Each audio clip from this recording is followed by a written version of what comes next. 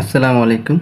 নবম শ্রেণীর অধ্যায় ৩-এর অনুশীলনী ৭ নংয়ের মধ্যে বলা হয়েছে ১৯১৮ সালে ৮ই জুলাই মৌলভীবাজারে শ্রীমঙ্গলে যে ভয়াবহ ভূমিকম্প সংঘটিত হয় রিক্টার স্কেলে তার মাত্রা 7.6 এবং ১৯৯৭ সালে ২২শে নভেম্বর চট্টগ্রামে যে ভূমিকম্প সংঘটিত হয় তার মাত্রা 6.0 রেকর্ড করা হয়।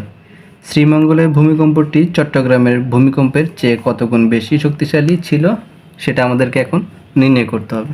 তো প্রথমত আমরা ভূমিকম্পের যে সূত্রটা জানি সেই সূত্রটা লিখব।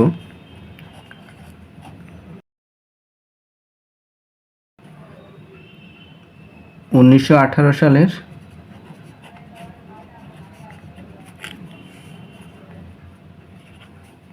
জুলাই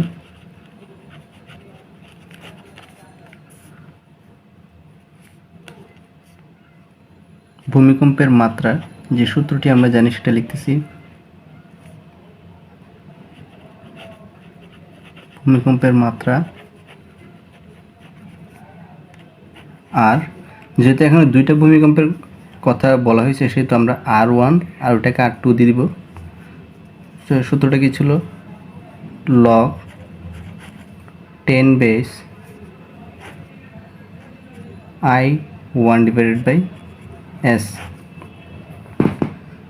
তো এখানের মধ্যে আমার রিক্টার স্কেলে মাত্রাটা দেওয়া আছে, তার মানে এই ভূমিকম্পের মাত্রা আর এর মানটা দেওয়া আছে 7.6। তো আমরা যদি মানটা বসাই 7.6 is equal to log 10 base I1 by S। তো এখান থেকে আমরা যদি লগ তুলতে যাই তাহলে কি করতে হবে? 10 to the power 7.6 is equal to I1 divided by S। তো আমরা এই সমীকরণটাকে ১ নং সমীকরণ ধরি। তারপরে এখানে বলছে যে ১৯৯৭ সালে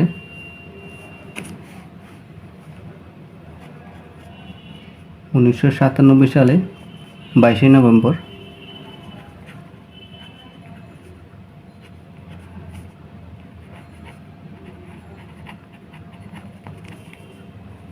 ভূমিকম্পের মাত্রা যে আমরা একটা সূত্র জানি সেই সূত্রটা লিখতেছি।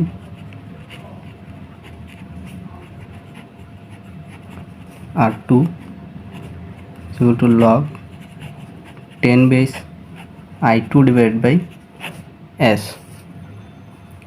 এখানে R2 মান দেওয়া আছে, অর্থাৎ দ্বিতীয় ভূমিকম্পের মাত্রা হচ্ছে 6, তাহলে R2 এর মান হচ্ছে 6 log 10 base I2 divided by S। তো একই রকম এখান থেকে যদি আমরা লগ তুলে ফেলি তাহলে কি হবে? 10 to the power 6 is equal to I2 divided by S। এটাকে আমরা ২ নং সমীকরণ ধরলাম। তো এখন আমরা ১ নং সমীকরণকে যদি ২ নং সমীকরণ দ্বারা ভাগ করি, ১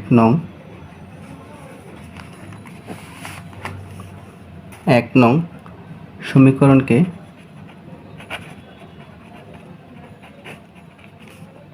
২ নং দ্বারা সমীকরণ দ্বারা ভাগ করে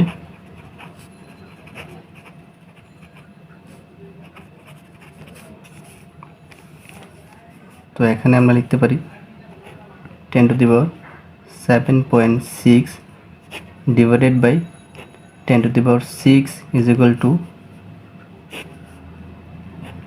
I1 divided by S I2 divided by S।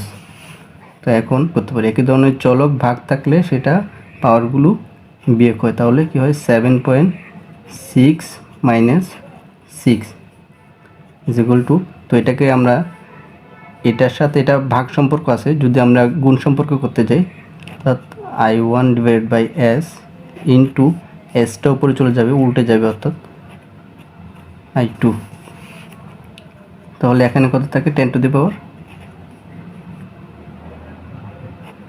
1.6, 7.6 থেকে 6 চলে গেলে থাকে হচ্ছে 1.6, 10 to the power 1.6 equal to S চলে যাচ্ছে, তাহলে কি থাকছে I1 ডিভাইড বাই I2।